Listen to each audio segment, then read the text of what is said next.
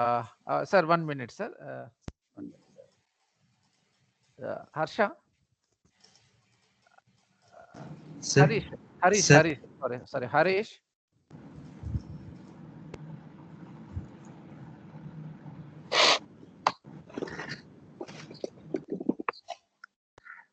Sir, Are you ready? I will be.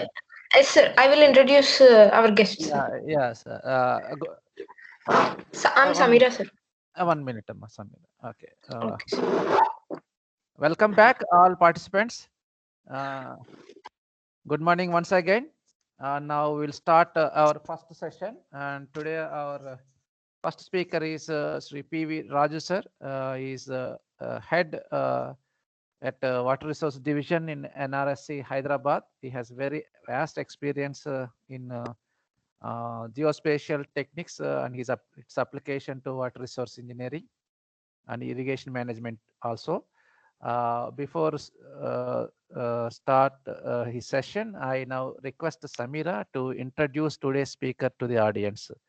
Samira, please introduce sir. Yes, sir. Yeah. Am I audible, sir? Yes, you are audible, Samira. Go Okay. ahead. Good morning, one and all. It's an honor for me to introduce our distinguished guest, Sir P. Venkat Raju, sir. Scientist, Head of WR Assessment Division, National Remote Sensing Center, ISRO, Hyderabad. Sri Venkat Raju, sir, has graduated in civil engineering and got his master's in hydromechanics and water management engineering. He is working in the field of satellite remote sensing and GIS applications to water resources development and management since 1992. He contributed significantly to the development and operationalization of remote sensing data-based applications towards water resources management. He handled many developmental, operational, and research projects in the area of irrigation water management, water resources assessment, reservoir sedimentation, interlinking of rivers, snow hydrology, hydropower planning, hydrological modeling, climate change studies, and development of decision support systems. He is the head of Water Resources Assessment Division, leading major RS application activities in water resources sector at NRSC. As Deputy Project Director of National Hydrology Project, he is leading 5 activities that are snowmelt, GLOF risk assessment, hydrological modeling, irrigation and capacity building. Sri Venkataraju sir have published over 42 publications in various journals, conferences and symposiums. Sir, it's a great opportunity for all of us to learn from you. Thank you. Thank you, Samira. Sir, handing over the session to you, sir. Please. Okay. So, good morning, everybody. Thank you, Samira and Professor Srinivas Garu for the introduction. It's my pleasure and a privilege to share my thoughts on the topic assigned to me with these participants who are, I understand, mostly from faculty from various universities and colleges, including students. Sir, once again, welcome to this session. And as it has been told by the introducer, I'm working in water resource applications in remote sensing and GIS applications for water resource sector, and at NRSC. And the topic that is given for this session is to just share the recent trends in remote sensing and GIS applications in water resource sector. I'll be trying to impress upon you in terms of what kind of developments or recent activities, products and services that are emanating or that are on the pipeline in remote sensing and GIS technology for water source sector, with a few examples and outputs. And please feel free to interrupt at any point of time, because it is always better to be interactive. I know even though audience are more, but feel free, because that makes session also more live and not necessarily one-sided. Okay, sir. Then moving forward, see if you look at see, I have intentionally skipped the top the basics of remote sensing because I suppose that the audience will have some exposure on remote sensing and GIS technology. So I skipped that part and I'm concentrating more on applications front and providing you the details of applications, products that are available, that are being generated, and how you can access them for your research or for any other related applications. That is what my focus in this lecture.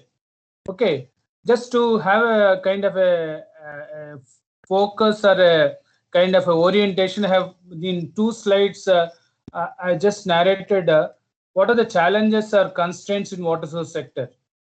These are not specific to India, but they are global in nature. We all know water is increasingly becoming scarce because it is high variability. Yes. Sir, you can put your PPT in presentation mode. You can share. You are not sharing your. Done, sir. Is it okay now? Still yes, not. Maybe the network. I have already. It is in. No, now it is in presentation mode only. It is okay, sir.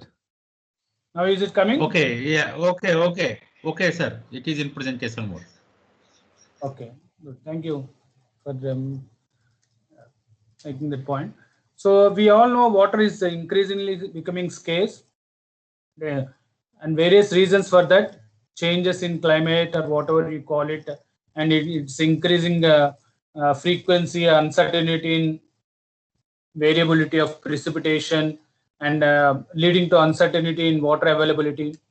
And many of the resources that use water, especially land, are reaching their exploitable limits. We know how drought situations simultaneously occur in India, where some areas are severely flooded condition, and also irrigation utilization is ever increasing. And agriculture being the largest consumer of water, it is facing a severe competition among other water user sectors, putting it a lot of stress in terms of using it more efficiently and less water for its productive use. And another major change in the last 30-40 years is because of significant urbanization and industrialization.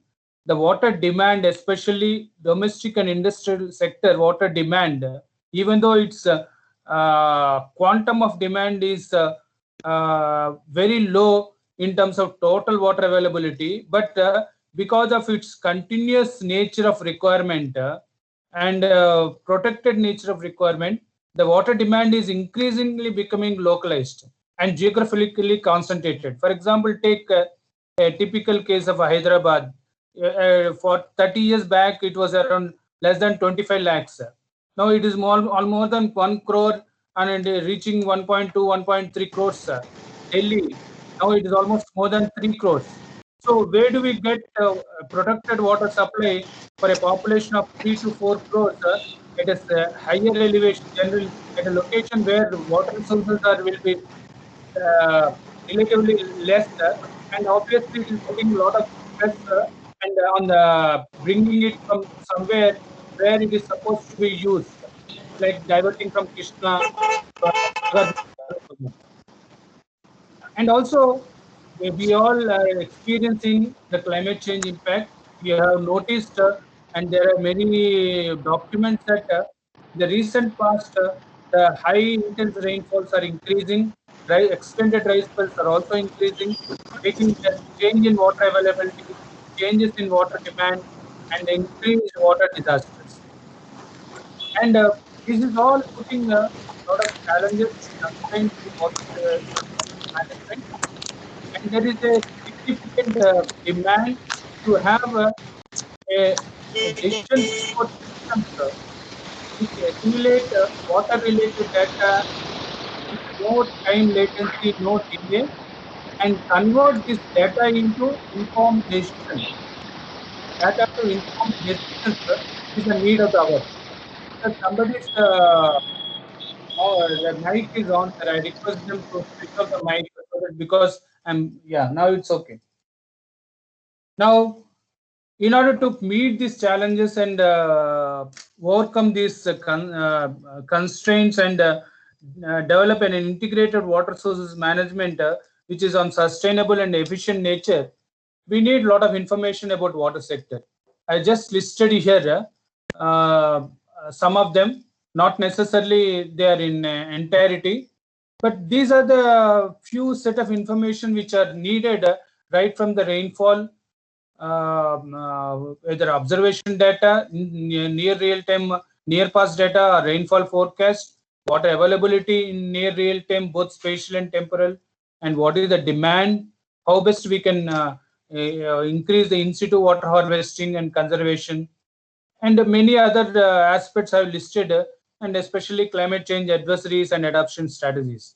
So towards this information needs, remote sensing has a major role to play to provide certain information which is either in terms of satellite observation or making use of satellite observation measurements and translating them into this set of information, not directly retrieving from satellite data, but converting satellite data into this set of information is another way of rather meeting these information needs. Such kind of role today remote sensing and GIS is playing. It has transformed the complete data generation capability about the water resource sector, and it is playing a critical role of supplementing the data requirements which are needed for water resources management. I'll be sharing in the subsequent slides some of these aspects with due examples and what are the sources that are available for you to access this data and how it is being used also. Sir, just a glimpse of various set of satellites that are there. Not necessarily they are in totality. It is extending today. Satellite observation capability is extending not only from visible, optical, rather infrared region, micro region, thermal region, and also microwave, both active and passive, and radar imaging in terms of for weather satellites. So there are numerous satellites which are providing various facets of water sources sector observations or parameters. Now, if you look at satellite remote sensing today global scenario, Earth observation data is today many satellite operators are making it open and with free access, and that consists of both entire electromagnetic spectrum, optical, microwave, high resolution with high temporal at a regional, local, and field scales. And there are many satellite operators which provide you on demand based whenever you require and how frequently you require. There is a demand based supply, and there are complementary sources of remote sensing data acquisition platforms like aerial, UAV, drone, and drone is taking a major role in this because of its simplicity, easy deployment, and faster retrieval methods, and regions local specific observation capability and time required time level or time also. And also all these products you are getting Earth observation data with reduced latency within a few hours of satellite data acquisition that are made available on the open access platforms within couple of hours. And most of this data is analysis ready. That is a significant change in the current Earth observation satellite data perspective status. That means on a temporal time scale, these data sets can talk to each other and any changes that are retrieved from these time series data sets are actual changes on the ground. So the data, very little pre-processing is required, and most of the data that is available is ready to analyze. And many bio and geophysical parameters are retrieved and thrown open for public consumption, for research, for government and other players. And another major progress in the recent past is web-based Earth observation data analytic platforms, which are free, open access, with a lot of data cubes, more than 3 decades of data, and predefined built-in community algorithms, so that you can use these community algorithms, access these data, do online analysis, and take only the outputs. That's a major development in the recent past. Like you must have heard about Google Earth Engine, Open Data, Amazon Earth on Amazon Web Service. There are many players are coming like that. And also today, the world has opened up in terms of GIS data resources are widely shared. There are no more controlled. It is made free or shared. Their outputs are shared, including quantitative algorithms, which many scientists or researchers are developing. So with this global scenario, now there are many derivatives that are retrieved with reference to from water resource sector, from optical, thermal, microwave, or altimetry, that is radar image, non-imaging sensors, gravity sensors, satellite data. There are various parameters related to water resources are retrieved, which I have listed here. I'm not going to read out that. This you can always have a later reading. Just so they describe not only the per se the water availability in terms of surface storage, snow cover, and also the parameters that influence the water availability and control the water use in terms of land use, land cover, in terms of irrigated crop area, in terms of terrain characterization, digital elevation model, and also many parameters, for example, snow related parameters, snow depth, snow water equivalent, and also water elevation. So satellite data is providing wide range of derivatives which are directly or indirectly can be used for water resources related information generation, and also transforming them into water resources management decisions. And please understand, satellite data or Earth observation data retrieved parameters are supplementary sources, and they are primary or secondary inputs in your water management decisions, systems. So it is not an end-to-end solution. It is providing very critical and most reliable information that will assist you in water management decision. Same thing in a pictorial form in terms of sectoral where in terms of soil moisture, energy fluxes is presented here, the previous slide. And satellite data coupled with modern survey techniques, either airborne or UAV drone platforms and mobile apps are providing the complementary technologies which have provided a synergistic technological the technologies that are improving the overall remote sensing and GIS applications in water source sector. These are the few examples in that. Now, this slide, even though it's not exhaustive in nature, because there are many things that have been developed, I put just to narrate in terms of to give some overview how the remote sensing and GIS applications in surface water resources, how they developed over time. See, sometime in the initial phases of remote sensing technology, mostly in water source sector,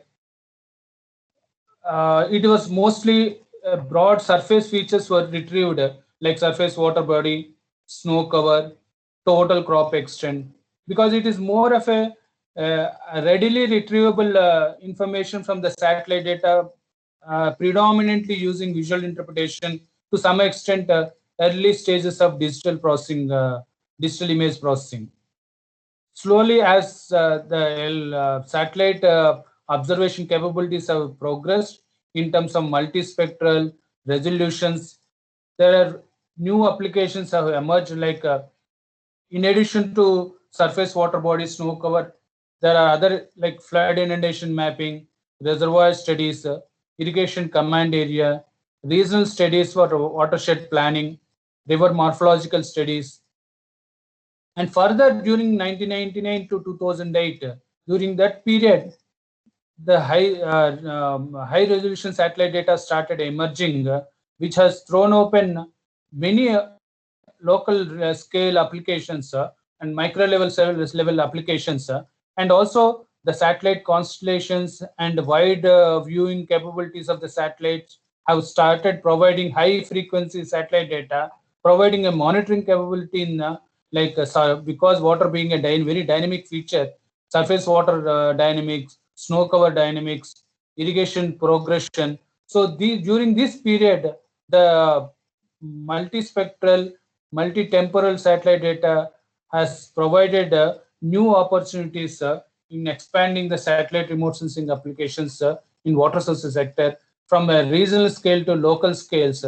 And with the availability of digital elevation model from stereo pair data of stereo viewing capability of satellite like Watershed has provided digital elevation models like SRTM or ALOS, and these digital elevation models have tremendously helped in water sources, especially in hydrological modeling, where the hydrological parameters retrieval has improved in terms of terrain characterization as well as hydrological response unit characterization, making models from earlier lumped models at a watershed scale or a basin scale.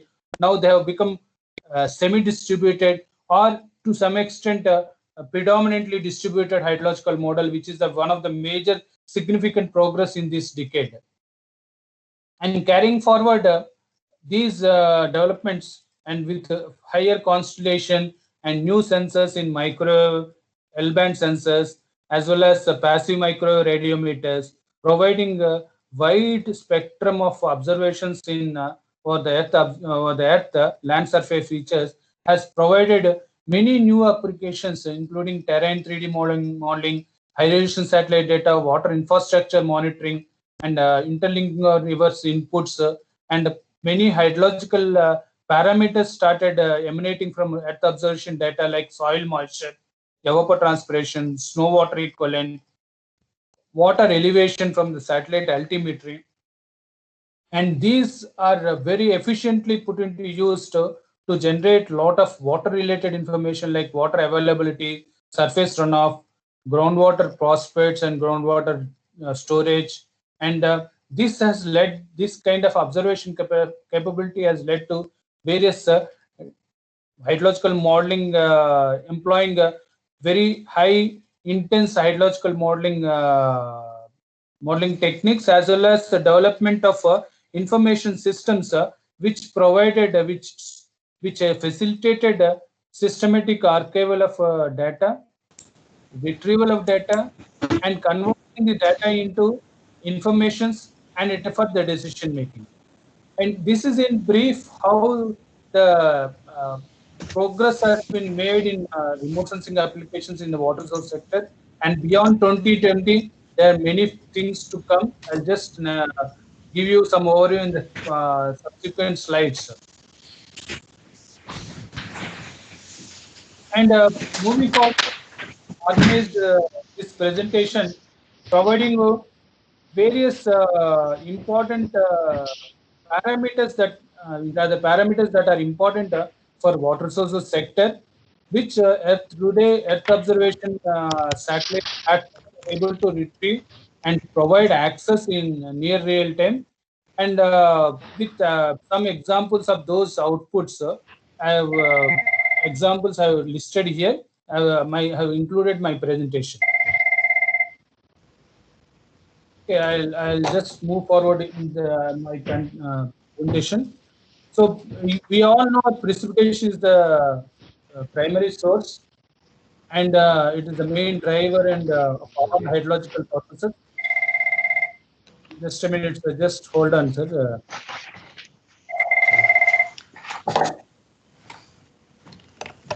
And a conventional estimation of using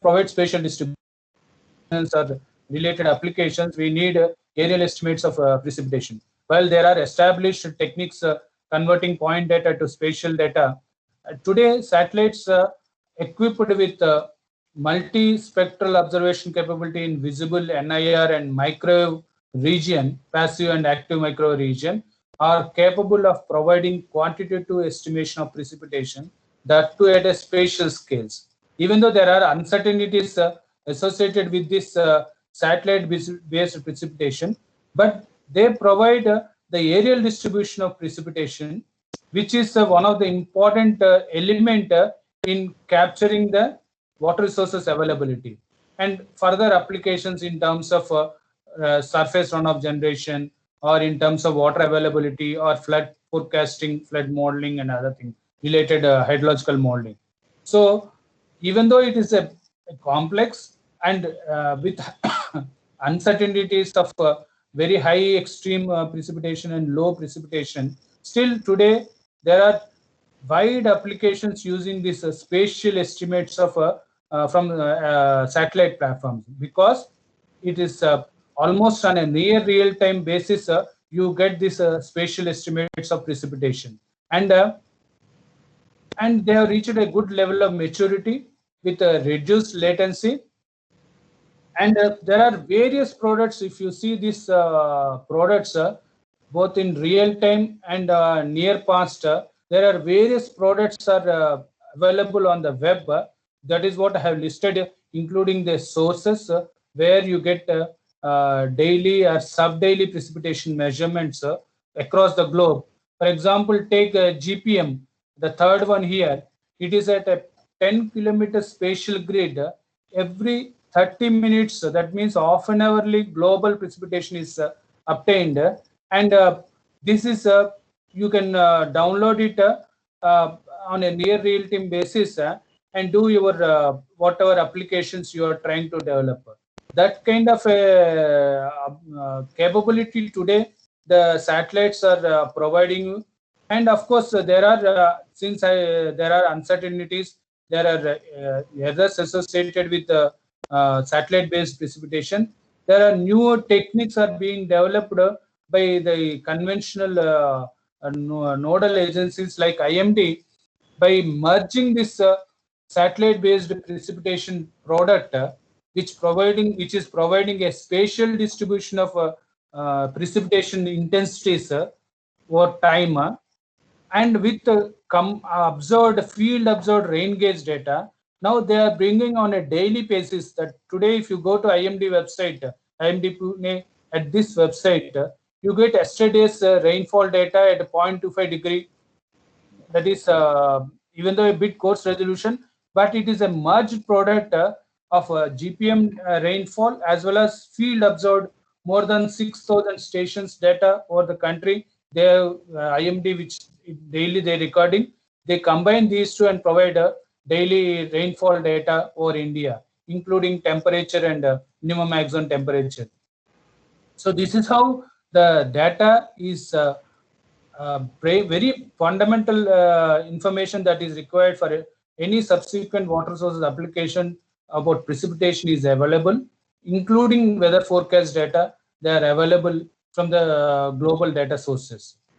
And using this kind of a high resolution, rather in near real-time rainfall information, NRSC has developed a national level hydrological modeling system wherein we use daily rainfall, rather T-1 daily rainfall data, and estimate water balance components for the entire country on a daily basis.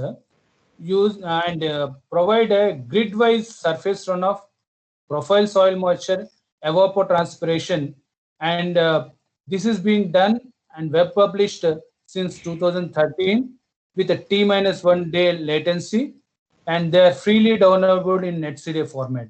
And I have given here the website address. If you just, I'll just go to that particular website for a few seconds to show you how we are. This is the where we are publishing. Hope you are able to see this, sir. You are able to see this website here. Yes, sir. So this is where the near real-time hydrological products and services are hosted on Bhuvan, and daily 3-5. For example, this is 30th December 2020 surface runoff, because there is no rainfall anywhere except in some part in Tamil Nadu, and surface soil moisture and evapotranspiration. You can see because of these year-end leaves and other things, we have not updated it, but always almost on a T-1 day basis we upload and update this. You can see this on 10th October 2020, how the spatial variation in runoff was there in the country. Like this, you can observe and download this, and also you can see a time series visualization. There are many utilities are there here. You can locate at a given location. You can know the surface runoff, soil moisture, all that you can do through visualization, and download also you can make. So going back to our presentation, so exploiting this kind of data availability in precipitation and related observations, climate data, this we have established to serve the country, and there are many users accessing this data for estimating water availability and other water related applications are they are making use of this data. And moving forward, we all know the surface water resources are the ones which speak about the water availability, and today NRSC has developed automatic water spread extraction algorithms are implemented in our satellite data acquisition platform, and as soon as we get satellite data from various Earth observation platforms, either it can be IRS ResourceSat AWIVS LIS3 or Sentinel or Landsat 8, the data systematically gets into this operation chain, and the surface water spread for the entire country is estimated as on that particular date and overpass of the satellite data. The slide what is depicting here is, you can see very clearly the Sri Ram Sagar project, how during different time periods the surface water spread is varying of the Sri Ram Sagar and its surroundings. This is how information is generated, and all this is hosted in a water body information system on our Bhuvan website, where you can visualize these aspects and download the data, download the statistics, and if you are if you look at the frequency and the size of the water bodies, once in 5 days, more than 50 hectares is data sets are available for the water bodies greater than 2 hectares once in a month, for the water bodies greater than 0.25 hectares once in a season. And these information are supporting many applications like hydrological drought assessment, surface storage quantification. Once you know the area elevation capacity curves, you can know the what is available in a basin or a watershed or an administrative region level. And also it is providing certain national programs called Blue Revolution, where they are identifying water bodies which are perennial in nature. That means which are sustaining water spread even during summer season for providing alternative livelihood subsidy allowance to the tribal areas. So where they can take up fish culture or aquaculture, so that it becomes a revenue, rather livelihood source for them during summer season. So these are the many applications. There are the data products that are retrieved in automatic fashion with little human intervention and made available for use in water sources sector.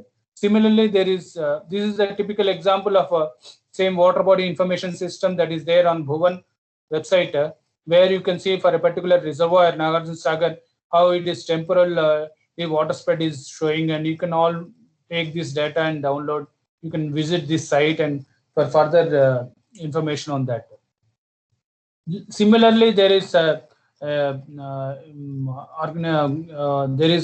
global effort called Water Watch, where you get complete global scale, even though they have not defined in terms of water body, because they do not get the names and other details.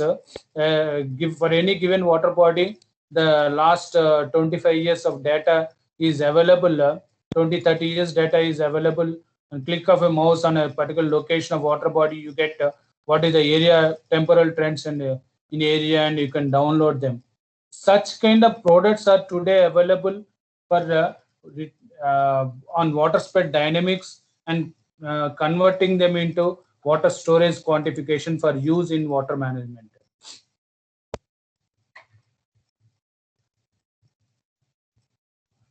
Further moving forward, there are many applications in high altitude lakes, because these high altitude lakes they serve two purposes. They store water when glaciers are retreating, and also contribute to the snowmelt runoff during melt season. And also they also pose glacial lake outburst flood risk, because these are lakes which are formed due to temporary moraine dams as a result of glacier retreat. They are susceptible for failure because they are highly temporary in nature, with moraines and local material.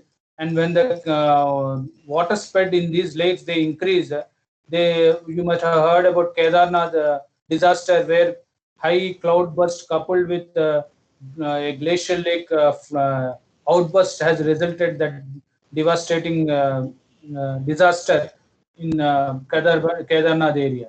So it is important to monitor these glacial lakes and classify them in terms of their susceptibility for glow risk. NRSC has mapped entire glacial lakes information in 9.5 lakh square kilometers of Himalayan river catchments.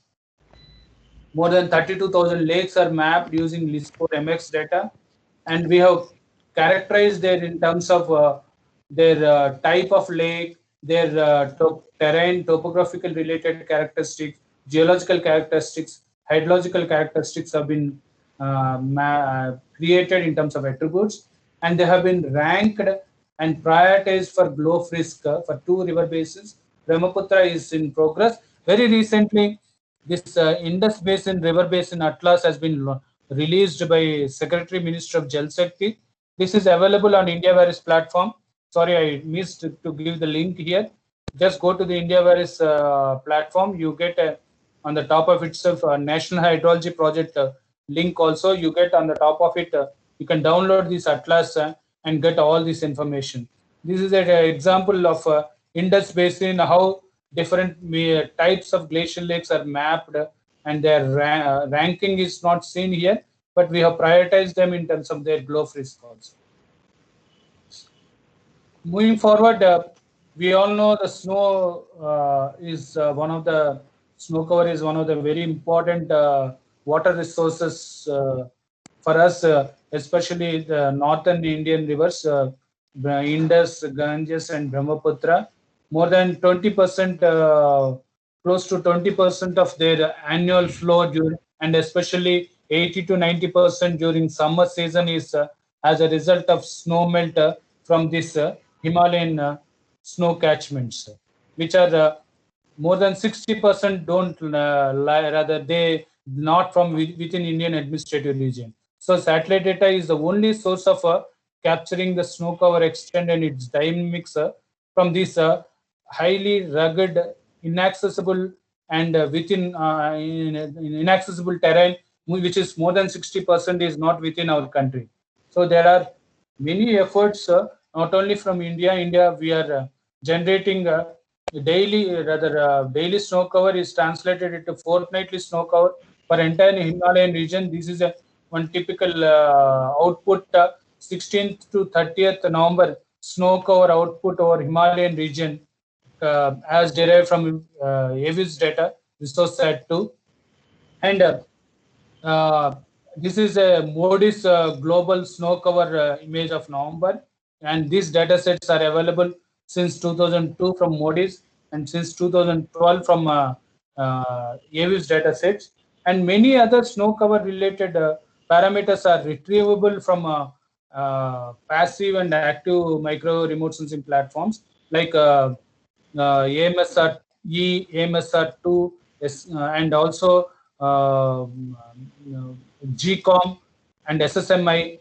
These satellites observing Earth in passive micro remote sensing are capable of retrieving snow parameters like snow depth and snow water equivalent, even though because it works on a passive remote sensing principles, the energy that is collected is very on a relatively large footprint. So even though at a coarse resolution, they are well established that they can retrieve such important parameters like snow water depth and snow water equivalent for the entire globe, and such records are available since 1978. These are supporting not only snow melt quantification as well as what changes of what climate change impact the climate change impact is observed on this very important resource of the globe. Even though they are coarse resolution, they are providing very valuable information like this. This is a typical example of for Indian Himalayan region snow depth in centimeters during January 2020. And by making use of all these inputs, NRSC today it is generating how this snow cover is getting accumulated during the winter season for entire Himalayan region of 9.5 lakh square kilometers, and also developed a snow melt runoff model using various observations from the satellite data in terms of energy related net radiation, albedo, temperature, snow cover from various platforms, and using energy balance approach, we are estimating on a daily basis as well as T+3 day forecast products of snow melt, spatial snow melt are being estimated since 2019. These are very soon we are going to make it available on Bhuvan platform as well as IndiaVaris platform.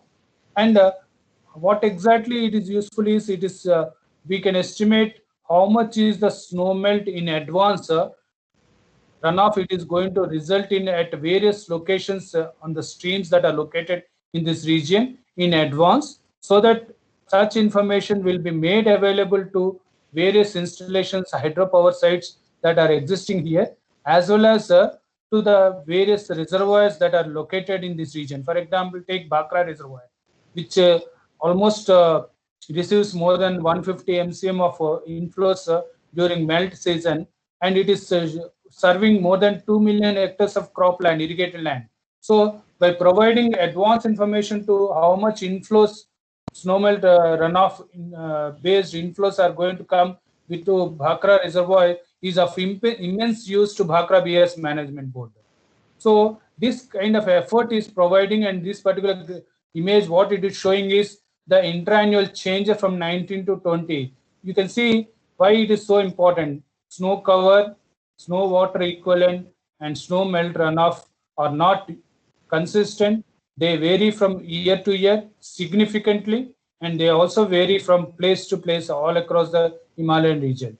And this is how the information is generated and provided in near real time as well as in forecast mode to provide for various water resources management operations. Either you can say hydropower sites or irrigation control, irrigation deliveries, or for a reservoir operation. This information will be very useful, as well as for climate change studies to actually capture what impact the climate change is making on this invaluable resource. Further, moving on, while these efforts are satellites are providing the basic resource like surface water resource or snow cover, the water use is another important element which is actually when provided on a reasonably accurate basis assists water management, because evapotranspiration, which summarizes all processes of liquid water use and its return to the atmosphere in terms of water vapor, is important in overall water budget. If you look at the overall water budget, more than 55% to 60% is lost to atmosphere through evapotranspiration. And evapotranspiration measurement can only be done at a point through very highly sophisticated instruments, and it is very point specific. And hydrological models through water balance computations or energy balance computations, they provide a evapotranspiration estimation, but they are always driven by uncertainties in parameters, your input, how accurately you are representing crop, how accurately your precipitation is represented in the model, and all the dynamics associated with all variability that is associated with the terrain. All these parameters, they influence. However, satellite provides you is another way of estimating ET, because ET is driven by purely energy exchange at the land surface. That means at any given point of location, the ET rates are driven by the irradiation that is reaching at the surface, and what is the demand that is there at the surface, and what potential that soil has to retain that energy or share with the immediate crop or vegetation surface to exchange this energy. So all these things are indirectly retrievable from satellite data through energy computations, with energy balance computations, like which are given a simple energy balance equation where latent heat flux is which is nothing but evapotranspiration loss of water can be deduced from computing what is the net radiation, that is incoming long wave short wave radiation and outgoing long wave short wave radiation, and soil heat flux and sensible heat flux. Even though it is a very complex approach of using satellite technology for evapotranspiration estimation, but it has proved its potential to retrieve it at a reasonable scales as well as with reasonable accuracy. And one of the greatest advantage of this is it provides satellite-based estimates provide you spatial and temporal distribution of ET, even though with some uncertainties. And there is a good amount of research is going on to make these products more reliable with a better parameterization and with ground validation. And so in that context, the NRSC is also making efforts in generating daily evaporative flux for entire India at 5 kilometers by 5 kilometers, 3 minute, 5.5 kilometers by 5.5 kilometers, using one of the energy balance approach radiation principle, modified Priestley-Taylor approach. As well as there are global efforts which are providing like OpenET, which is scheduled to be launched in now in the current year 2021, which is by employing various techniques till date which are developed like metric, Sebel, and simple surface energy balance methods, and other model applications using all the available satellite data and field observation. This satellite-based estimates are being thrown open through open platform, open ET platform, and this is done through public-private partnership, and it is going to provide a global ET map for use in water resource applications. What is the use of ET, spatial ET is you can do water budgeting. You know, if a canal water, how much water is consumed in a canal command area, and you can know how much you can indirectly convert that information into how much groundwater exploitation is taking place, and you can convert this ET into crop water productivity in terms of how much water is used for a 1 kg of one unit of crop that is produced. Like this, many applications are there in by using this ET product for water management related decisions, as well as water budgeting, and also developing various models that will simulate water use parameterization, rather water use modeling. And these are the few sources of evapotranspiration products that are there freely downloadable. And so I just, for the benefit of the members here, I listed here the various sources that where you can access it and download it. And another is soil moisture is the another important variable in water source sector, because soil moisture plays very important role in land surface hydrology, and soil moisture is extremely useful in irrigation in terms of demand estimation, how much is the available moisture in the root zone profile, how much additional moisture is required, or when till what time the soil moisture will meet the crop requirement, when irrigation need to be done. Similarly, for drought assessments, for flood modeling, because where wet soil is there, where dry soil is, their response to surface runoff, precipitation is different. So your infiltration rates, they vary significantly. And in terms of water budgeting, as well as in weather forecasting and climate modeling, soil moisture is one of the very important parameter in terms of albedo definition and other related aspects. Similar to the ET, soil moisture is also estimated from hydrological models or field experimentation, but field experimentation is always local specific, location specific, and aerial distribution you don't get. And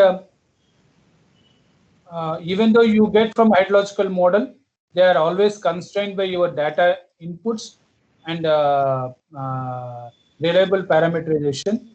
And satellite observations are capable of providing soil moisture, near surface soil moisture, especially from passive and active micro remote sensing sensors.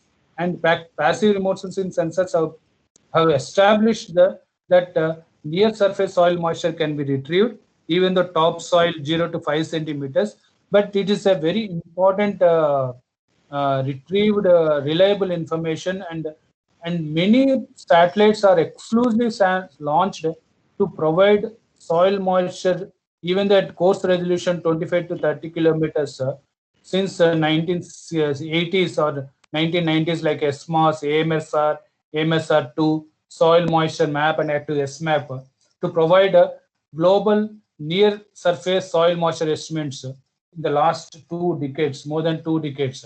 You see here, for example, this is a soil moisture active and passive micro sensor that has been launched by NASA in association with JAXA, which is on board with L-band passive micro radiometer as well as active radiometer.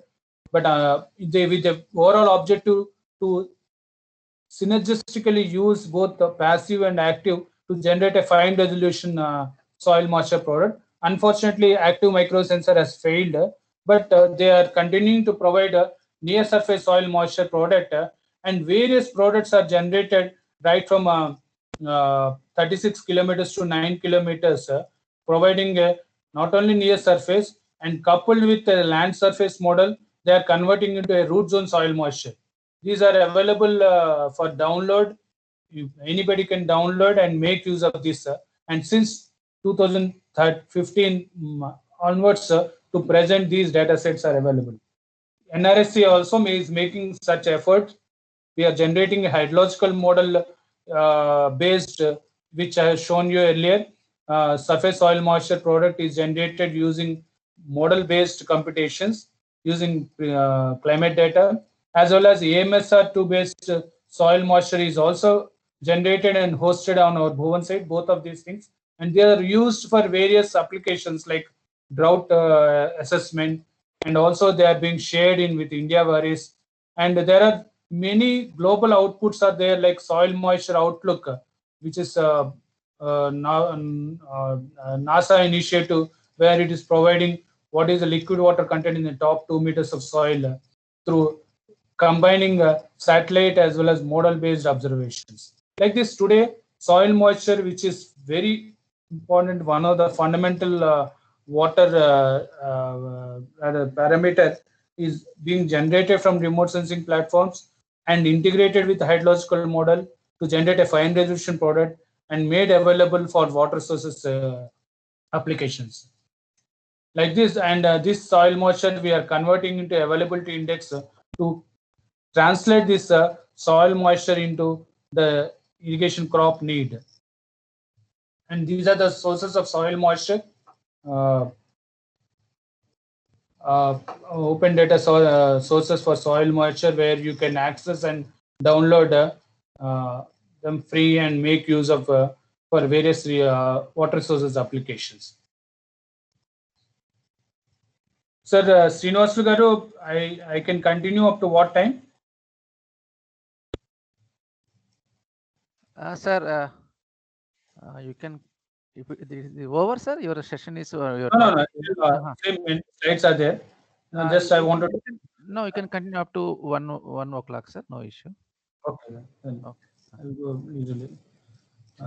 So I give 10-15 minutes for question and answer if possible. Okay, at the end. Yeah. Okay?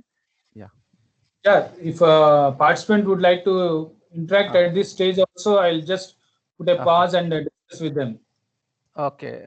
In that case, participants, if you have any questions regarding this talk so far, you can raise your hand. Otherwise, you can post your question in chat box, or you can unmute yourself and can ask question. Harsha, is it possible to Harsha?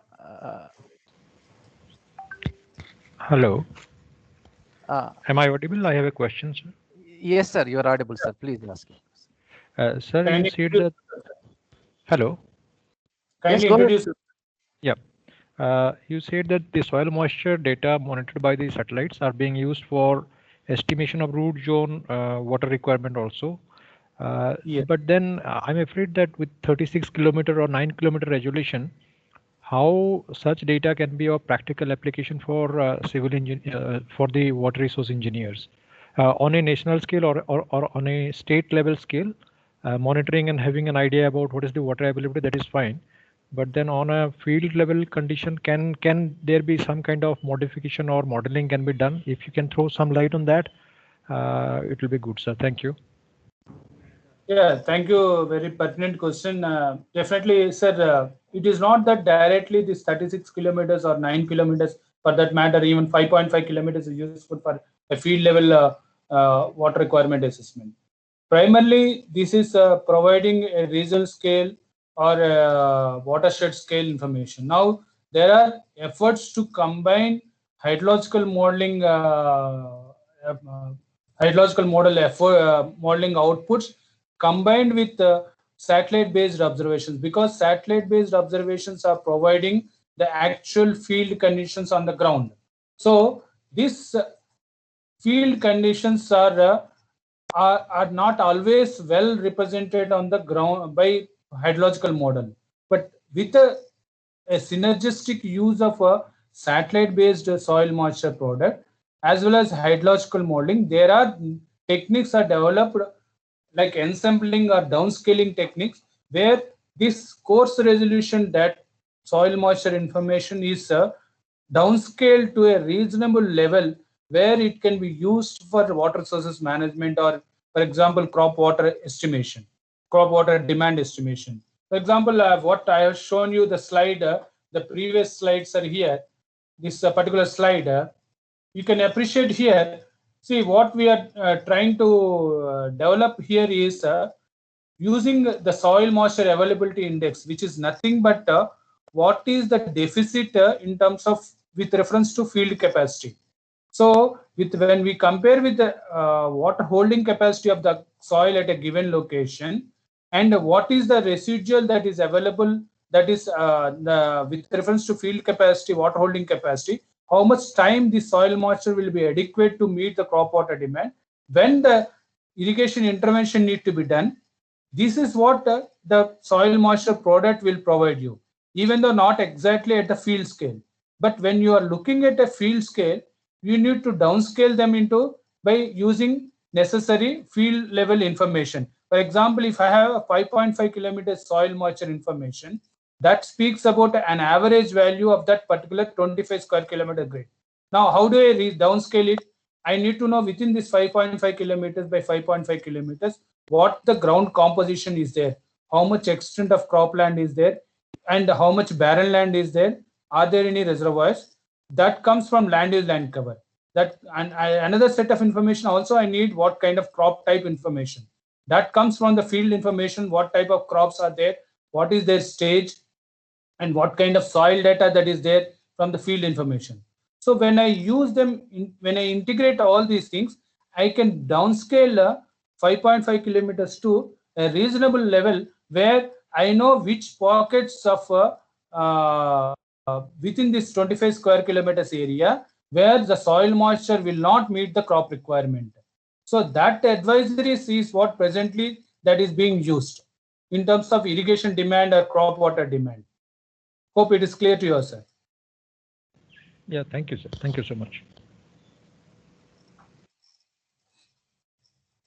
Further, if you to answer your question also, see this one of the unique example is how this soil moisture integrated from hydrological model and satellite observations. AP State Water Sources Information Management System is making use of this through a crop-specific water balance computations, where the soil moisture estimated from satellite data and hydrological model is translated into crop-specific information, and a crop-specific model is providing you the deficit in water availability in the root zone soil, root zone. So that is again multiplied by with the statistics that are obtained from the field is providing the irrigation demand in that district or irrigation unit level. So that whether directly or indirectly, the information is used and translated into the way it is required for water resources management decision. Okay, sir? Okay, thank you so much, sir. Thank you.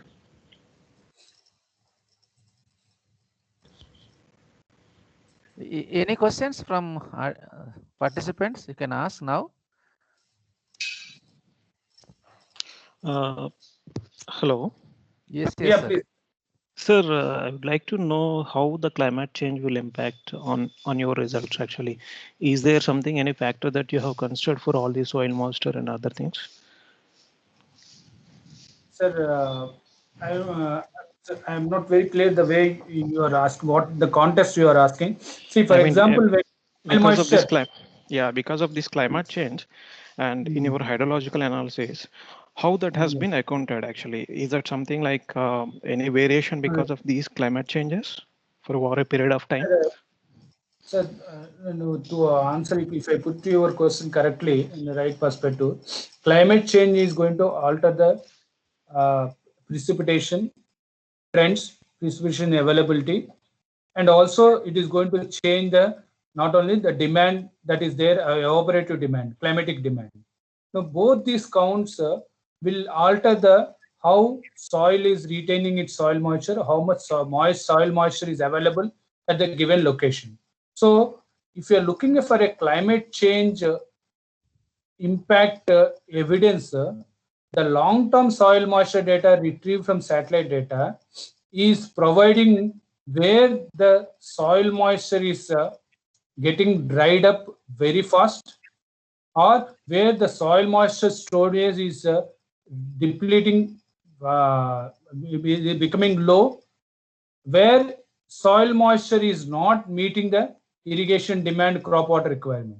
That kind of evidences this long-term soil moisture data is going to provide. For example, if you say climate change has delayed the progression of your monsoon, then what does the soil moisture will indicate?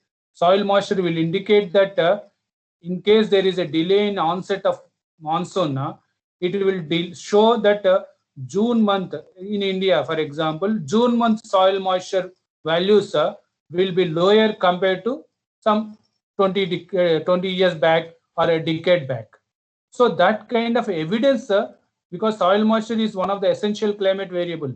If you say take ECVs that are identified by IPCC, which are 54, one of them is soil moisture.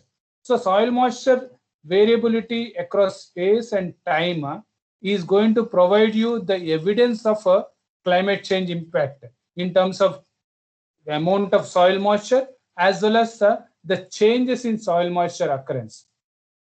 That is from the observation capability of remote sensing. Next is the second part is if you are employing a hydrological model in soil moisture estimation simulation, the changes in climate are implicitly accounted in your hydrological model, because and when I'm using time series climate data, the changes in climate data are implicitly accounted in my model simulation. So my model outputs will tell me what impact a climate change has made in terms of soil moisture trends. You got it, isn't it, sir? So in either way, you are going to capture the soil moisture variability and relate it to the contributing factors, not necessarily climate change. I'll tell one example. For example, if a new irrigation project is constructed, then what happens in those areas where it is being serviced, the irrigation is providing, you will observe higher incidence of soil moisture because of a new irrigation scheme which was not existing 20 years back. Or suppose an irrigation project which used to provide 20 years back irrigation service, now it has become dysfunctional to tail-rich areas. So in those areas, you will find that the soil moisture in those regions which was existing in a good condition earlier. Now it is no more seen good amount of soil moisture. So it is not necessarily from climate change. It is as an impact of your human intervention, anthropogenic interventions. So you need to factor the reasons for which the changes are captured from the soil moisture data, then attribute to the causative factor. But per se, these efforts are providing a systematic repository of time series satellite soil moisture information, which will provide you further need further investigation for the contributing factors for the changes that are occurring. Hope it is clear, sir. Yeah, yes, sir. Rightly, you have said rightly. Actually, the point is like when we do some kind of rainfall analysis and other things for stormwater runoff collections, we generally consider like 40% is the climate change effect. Actually, that will be accounted or considered for the 100 years return period or 50 years return period. In that sense, when I assume that 40% of rainfall, additional rainfall, is that your soil moisture content will be increased for the next 50 years or 100 years? What's your probability and what's your percentages included in your analysis? Is a little bit for me interested to know, because I consider already 40% increment for my intensity of rainfalls. So because of that, your soil moisture content also will increase. That's what, because your model and my model should integrate at the end of the day. That's what I want to know from your end. Yeah, whether it's my model or your model, ultimately we need to represent the soil moisture condition more appropriately in the present and future time scales, isn't it, sir? That's a point. So Correct, sir. generally, Yeah.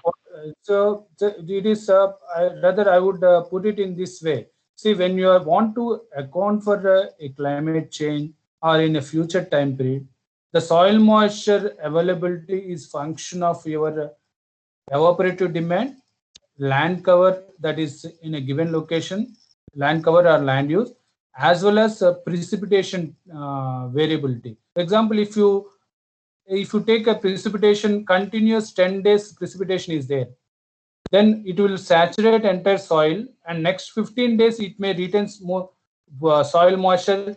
Only after 16th day it may reach close to wilting point or something. But if there are rainfall events every alternate day, then the soil moisture status will be different. So your sequence of rainfall events also will change the soil moisture status. So it is not correct to just have a one kind of a heuristic judgment of a soil moisture definition. You need to model it, or you need to consider these climatic factors in putting an appropriate value. Okay, sir? Yeah, We can perfect, always, sir. Thank you, sir. we can always discuss, sir. You feel free to contact me later also. I have Sure, my, sir. Definitely. Definitely, sir. Thank you very much, sir. Yeah. it will be insight for both for us. Okay. Yeah. Right. So I'll just move forward, sir. These moving forward, sir. I'll Yes, just sir, yes. There are few questions in chat box, sir. Can you answer those questions, or yeah, at the end will you answer? if you can read out, sir, I'll definitely answer, sir. Yeah, Otherwise, just I will read. Sir, please explain how we can collect hydrological data for spring modeling through GIS. One question, sir. That's yeah. one. Okay.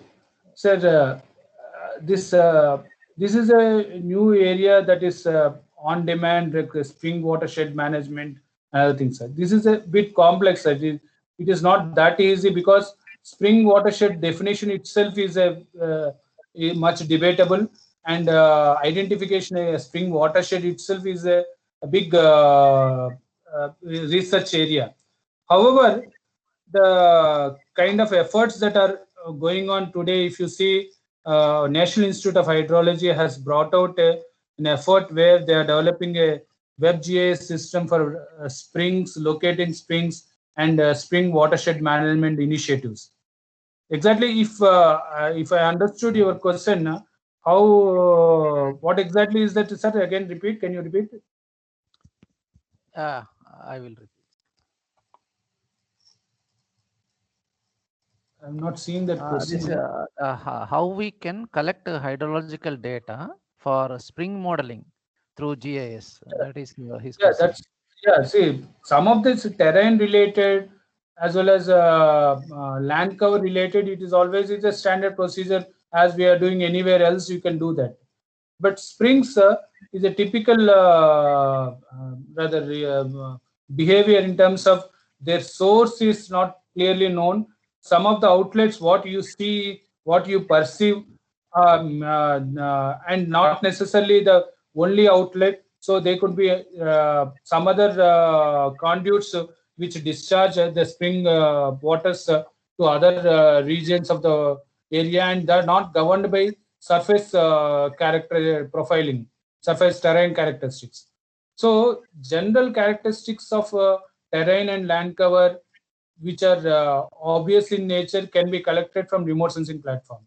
But some kind of geological conditions which are underneath, that requires field level investigations only, because subsurface characterizations which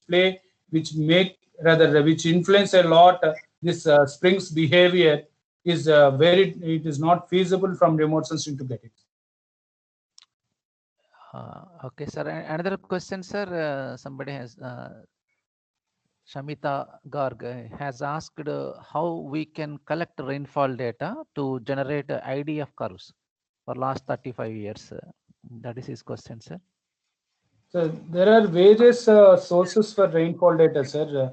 One is you get gridded product of more than 100 years product is there. Even the course resolution 0.25 degree, 25 kilometers or 27 kilometers product is there. Free download is there on IMD Pune website, where you get entire India more than 100 years since 1901 till 2018. It is there.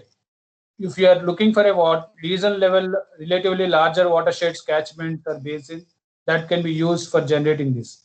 But if you are looking at a small watersheds, which are a few hundreds of kilometers, then you need a point data or you need to generate a local specific time series data. But today, there are many open source satellite data products are there, as well as AWS data is there. For example, if you look into IMD website, more than 900 to 1000 stations of data, both from AWS and ARG. Data is available free download from IMD website on hourly basis. Not only precipitation, all other parameters that are measured by these AWS stations is freely downloadable. Similarly, various state governments are making available these products from their websites wherever they have a high intense observation network is there. And under National Hydrology Project also, many state governments are augmenting their observation network, rainfall observation network, that are going to be shared on India various platforms systematically as and when they are installed, and it is available for public consumption. So one need to search for it, but as I told you, gridded products from the IMD are available. Global satellites, it is available. Point up to 10 kilometers resolution from CPC, GPM, half an hourly, daily basis. You can access them free. I have already listed their sources. Okay, sir. You can continue, sir. We will. Yeah. Yeah. Sir, moving forward, I just next two slides. These two slides are just because as a water sources, as civil engineers, we are all interested in hydrological modeling. So there are many variables or inputs that are derived from satellite data for hydrological modeling. These two slides, they list what kind of data types or categories are there and what kind of parameters that are derived from satellite data and how they form as inputs for hydrological modeling. I'm not going to read all those things. Just for your benefit, I have listed here, sir. And some of the sources, as I have been listing in my slides, where publicly available open sources I've already listed given the websites. And one recent effort I would like to share with this team or with these members is very recently NRSC and Central Water Commission have carried out a reassessment of water availability in India, exploiting this table which we have listed the various parameters that are there from the remote sensing, exploiting them in terms of land use, land cover, terrain elevation, soil irrigation command, groundwater flux, as well as the need for to have a reassessment of water availability in the country. If you look at the water availability, was the last effort that was made by CWC was during 1993, and wherein India's water availability was estimated as 1869 BCM. And this effort of 1869 BCM estimation during 1993 was constrained by many conditions in terms of water data availability, about reservoir data, groundwater data, and other related aspects. And they could, in fact, they did only for 12 river basins, and which is constituting about 40% of India's water availability only. For Ganges and Brahmaputra, they did not do any effort. The previous records were taken. So, as part of climate change and national water mission of the country, there was a need to reassess the country's water availability. So NRSC and CWC have jointly developed a water balance computation framework for the entire country, where land use, land cover, terrain, climate data of 30 years data was integrated and developed this methodology. And very recently, this was published and accepted by the government, and you can visit this on CWC publications website. This entire country's report is available. As of now, the country's availability is 1999.20. Don't directly compare between these two, because there are questions why there is increase, because the two approaches are independent, but the current 2017 approach is systematic for every basin with a proper hydrological modeling approach, where 1993 was not an hydrological modeling approach. Precipitation was not considered. It was not having complete data sets. Lot of assumptions were made, whereas this approach is very systematic, and it is easily implementable for another one more year or another time period as a standard framework. And today's country's water availability is 1999.20 BCM, and this effort is one of the unique contribution from the space technology, where all these geospatial data sets are made use to actually simulate how much runoff is generated after consumption at the either irrigation or by natural vegetation is computed, calibrated, validated, and net runoff that is resulting after consumptions is simulated and translated into water availability in the country. I think it's first of its kind done internationally, also such kind of a systematic effort for a country like India. Similarly, there are various approaches, rather hydrological modeling initiatives. I'm not going to make much discussion on it. My colleague Dr. Durgarao is having one specific presentation on one of these days on the part of this program. So he'll be giving you more details on that, where we are using all satellite-based inputs, including climate data, to provide to generate early warning systems for flood early warning, as well as spatial flood early warning in Godavari, in Tapi river basins, as well as Mahanadi river basins. This is another example of global effort which I just wanted to share with you, with this participants. There is one system called HAWKS, Hydrologic Analysis and Water Quality System. This is developed by Texas University for USA, where entire SWAT modeling framework is brought into web enabled, so that anybody who wants to use SWAT model, they don't need to have any prepare the inputs, need to have any kind of a system with a SWAT modeling framework or a major exposure. Online, they can launch this model, and there will be predefined parameterization. All geospatial data sets are prepared.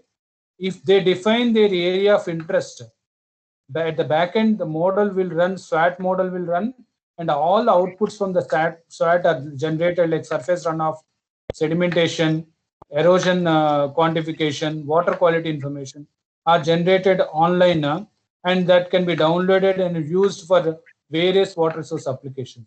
It is a unique project which is providing easily accessible modeling environment for the water sources community in the United States.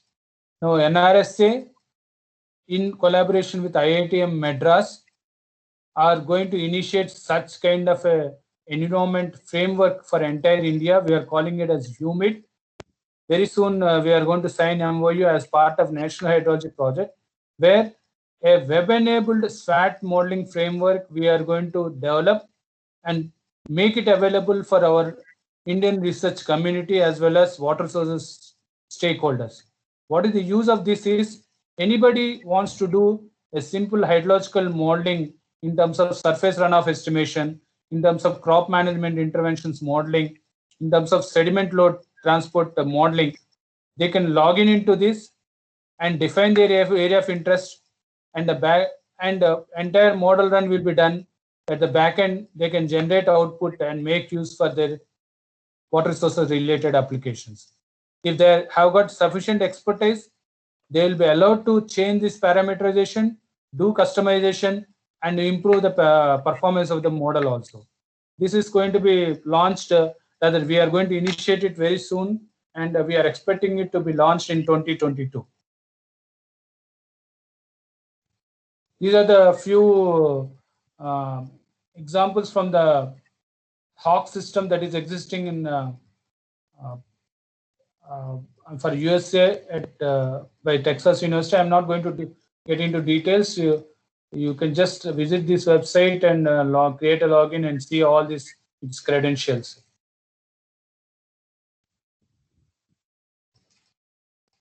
Next, another important achievement, rather progress, advancement in satellite observation capabilities, the satellite altimetry. Using a radar altimetry technology, today there are sensors which are launched using a range measurements. Very precise water elevation information is retrieved from satellite platforms. These altimeters, which are onboard satellites like JAS and TOS-PDN, our own Sarar Altica in collaboration with French CANES organization, are providing a regular periodic water surface elevation information for large water bodies as well as rivers across the globe, including India. Even though they are presently constrained by the revisit period, because once a constellation is in place, it provides you greater revisit capability with high accurate water elevation. And you can see in go to Veda's website, where whatever observations that are retrieved over India, they are web published. You can download them. This is a typical example for Alamatti River Reservoir, how the satellite-based altimetry is providing a reservoir water elevation on a temporal time step during the observations of the satellite data. And this is in turn, when you combined with the water spread from retrieved from satellite data, can be used for surface storage quantification and also river discharge estimation. In case you are following with a river, observing at a river location, this is on Brahmaputra, how the water level in the Brahmaputra is varying between 2 years. And you can, using gauge discharge location relationships, you can convert this into river discharge. Today, this technology is very precise, however, with the limitations of observation repetitivity, but it has proved its worth, and with ensuing constellations, this will provide more dense network of water level observation over the entire country. And these are the few examples how the water level retrieved from satellite altimetry is converted into water surface or inundation forecast in Brahmaputra. Please visit this Veda's website. I think I have not given the link here. You can go to this Veda's website, where when I am sharing this PPT, you can always have this visit this site and see its products and how it is being translated into water resources information. Another very interesting development in at the observation of water resources related is gravity recovery and climate change experiment called GRACE. These are two twin satellites are launched in 2002. They are very precisely positioned in the orbit. Yeah, please. Something happened. It is not getting It is not being transmitted.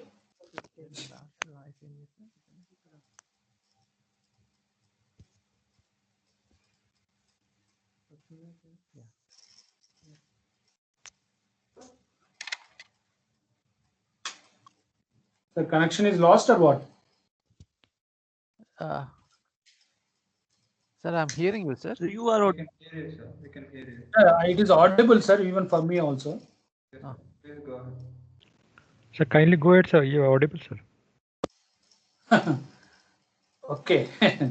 I'll just excuse me, some connectivity issues, I don't know.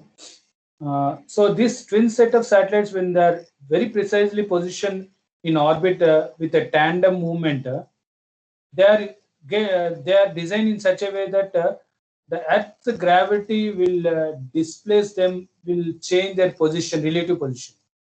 So, so the Earth's gravitational pull is influenced by the subsurface total water storage conditions.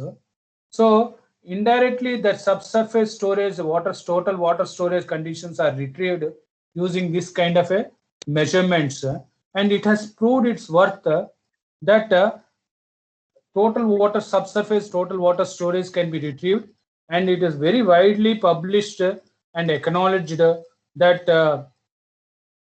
our northern Indian regions are over-exploiting the groundwater usage, and it is very evidently brought out by the time series GRACE observations have indicated significant depletion in groundwater result as a result of change in total water storage underneath the ground. Even though these technologies are very coarse in resolution as of now, but with the given potential, the future development, I'm sure it is going to improve its location, the resolution. As of now, it is in hundreds of kilometers, 200 to 300 square kilometers.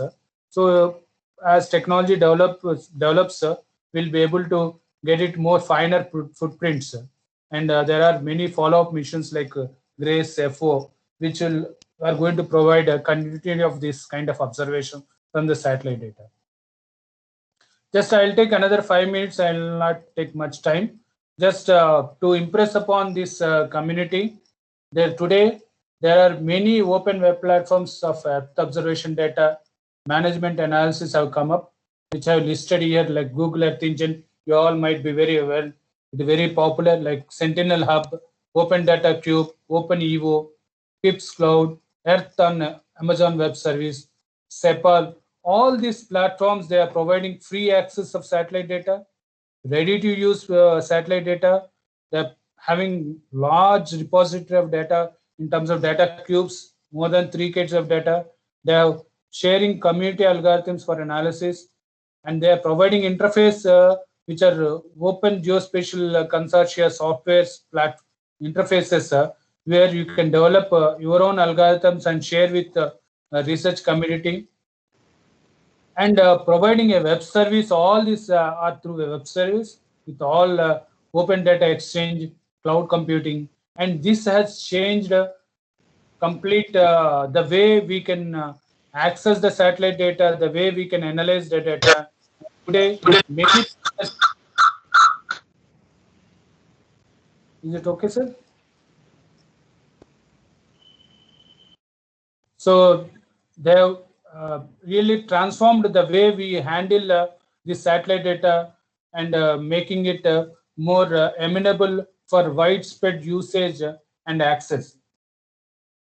There are complementary technologies for satellite remote sensing, and today drone-based have taken large forefront. This is a typical example where a drone-based image or images are acquired and with multiple look angles, and they are converted into to estimate a minor irrigation tank surface elevation profiles are retrieved from drone-based images, and its capacity tables are generated. Like this, there are many applications in water sources using drone because of its easy deployment, demand-based access, as well as location-specific high-resolution viewing capability.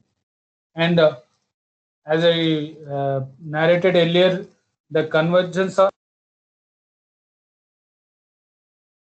apps are also enhancing the way we are applying remote sensing and GIS technologies for developing various products and services for water sources. There are all these things are converging into development of information systems, then decision support systems. These are the few examples: India Water Sources Information System at the country level, Telangana Water Sources Information System on Bhuvan, AP Water Sources Information System and Management System jointly by AP and NRSC, like irrigation informatics from IMI. So all these things are making all Earth observation data through a systematic organization, archival, and converting data into information to decision making, support to decision making. And I have listed here few the sources of open source satellite data where you can access the satellite data free of cost under various multispectral regions with their characteristics, as well as this commercial satellite data sources, and also some of these allied products from satellite data like land use, land cover, where they are freely downloadable, those links, and glacier and snow related links, as well as DEM open access data, which will be beneficial to this community. In summary, I just want to summarize here. Today, Earth observations from space are very crucial for management of water sources, and they are providing various facets of water sources sector, right from the source of like precipitation and the use that is happening like evapotranspiration, and when it is lying over the surface in terms of surface water, soil moisture, snow cover, and related subsurface groundwater, and many things like that. And its unique capability of spatial description and its temporal variability is helping it to derive various products for water sources, and they are helping to formulate both policy and also for implementing various water resources development programs at national, regional, and international levels. And there are many new satellites on the anvil, like ISRO's NISAR, Trishna. NISAR is a L-band and S-band active and passive microwave sensor. Trishna is in collaboration with French CNES, is a thermal imaging satellite platform. NASA's HIPS-3, which is a hyperspectral imaging. China's WCOM, which is a water change monitoring mission, that capable of providing further impetus to various product generation like soil moisture, freeze thaw and cycles, evapotranspiration, and other water resources related parameters. And many other satellites are set for launch, which will contribute to more water related data generation and promise very good progress for water management using Earth observation data. However, this wealth of data from the current and also planned future ensuing satellite data is also going to provide newer challenges and also greater opportunities. So it is for the research community how best we can use this, counter this, rather accept this challenge, and also make it an opportunity to exploit this Earth observation capability for remote sensing, Earth observation capability for water sources management. Thank you, one and all. Sir, is it possible to go 3-4 slides before to the last one, where open web platforms are available? Hello. Yeah, sir. This one, sir. Open web platform. 3-4 slides before to this last one. Yeah, I've just gone there, sir. It is there. No. Oh, it will take time to be displayed on my laptop. There is some time lag. Yeah. Network issues, sir. Yes, sir. Yes, sir. It is there.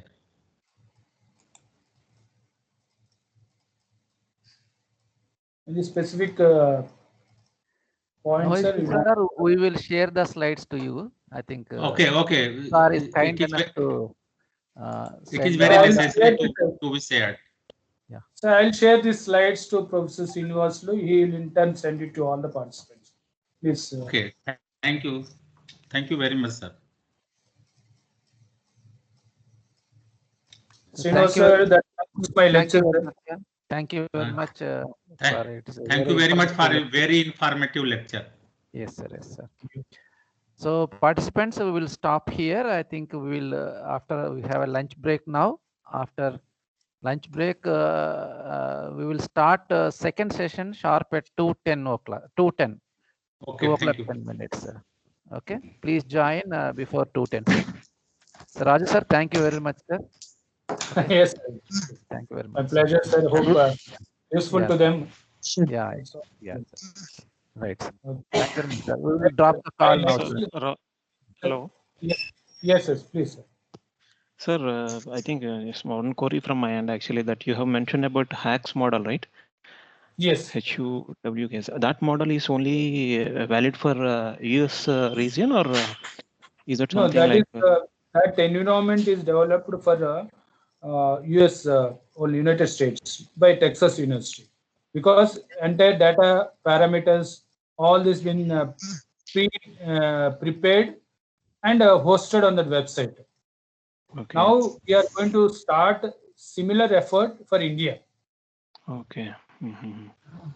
Okay. Where so we are IIT and NRSC is going to work. Yes. Yes, sir. Yes, sir. Sir, in that sense, one actually I would like to know what exactly the water quality that gives actually. Is it something like it gives various metals present in the water? When we see, you need to get into the SWAT modeling framework. I can tell you those details in brief. Basically, SWAT is capable of incorporating crop and water management data in hydrological modeling. So, in terms of fertilizer application, in terms of other applications, nutrients status and other things. So, SWAT it has a nutrient modeling capability.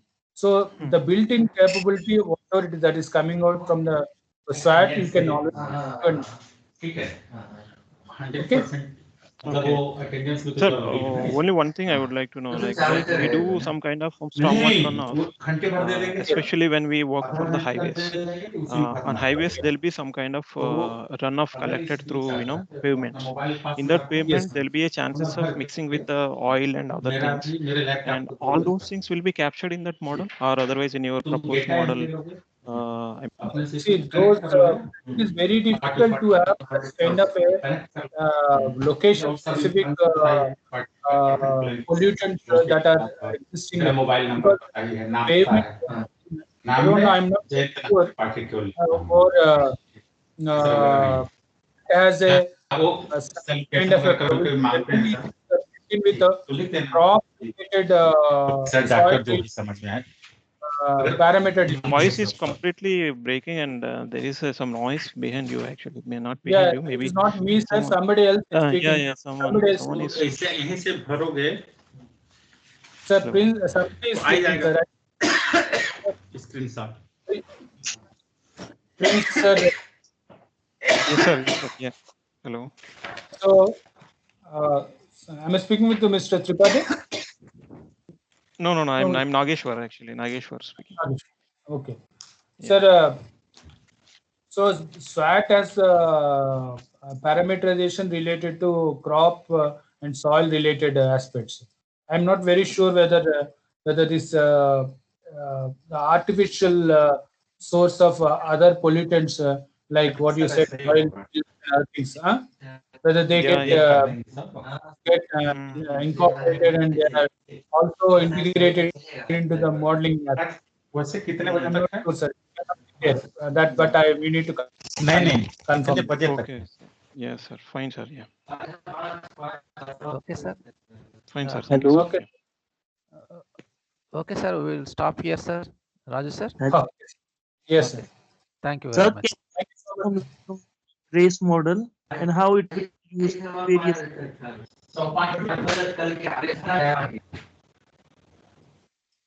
Sir, I'm not able to hear, sir. Can you throw some light on GRACE?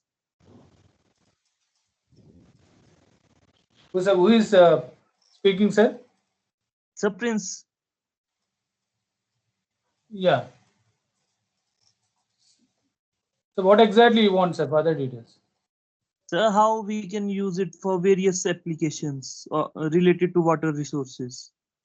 Sir, basically, sir, it is more of a coarse resolution observation capability. As I told you earlier, because of typical satellite orbiting geometry, positioning, and changes that are monitored through twin satellites, the subsurface storage, total water storage is retrieved because the gravitational pull while these satellites are traversing across the globe, the gravitational pull that is altering the satellite, twin satellites, their relative position is translated into groundwater regime changes. So basically, these are mostly used for subsurface total water storage computations and gravitational changes that are there for space, but very coarse resolution. But that's a potential uh, in terms of satellite technology. As I listed here, you see, it has a potential, even though at a coarse resolution, to monitor changes in underground groundwater storage, amount of water in large lakes and rivers, including surface, subsurface soil moisture, and mass balance changes in ice sheets and glaciers, as well as sea level changes caused by addition of water to the ocean. These are the potential applications, but still they're in the research level only, sir. Thank you, sir.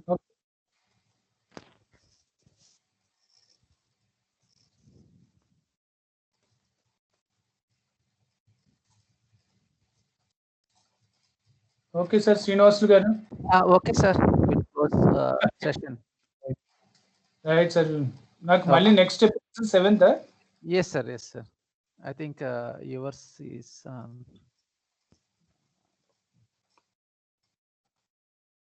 yeah, sir. 6th, sir. The day after tomorrow. Yes, 11:45 to 1:15, sir. Yours. Okay, sir. Right, sir. Thank you. Right, sir. Thank you very much, sir. And evening లోపల మీకు PDF చేసి పంపించేసి. అలానే, sir. Right. Okay, sir. Harsha, you please close the, I think, this session.